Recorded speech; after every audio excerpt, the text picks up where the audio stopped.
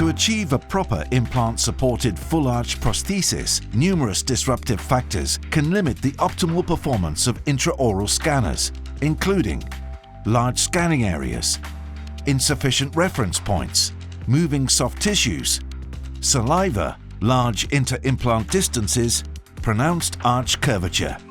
Therefore, the correct positioning of the final prosthesis is not always predictable. With ScanLogiQ, overcoming these challenges becomes intuitive and reliable. ScanLogiQ is an integrated system consisting of pre-scan verification tool, OneShotIQ, dedicated to soft tissue scanning, ScanFlagIQ, available in 5 different geometries, which, thanks to a dedicated scan region and geometry calibrated to the 100th during manufacturing, enable precise scanning, focused on a limited area and isolated from interfering factors.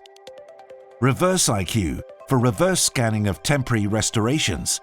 Validated dataset. Dedicated software. The ScanLogiQ protocol defines the appropriate scans in the correct sequence, using any intraoral scanner.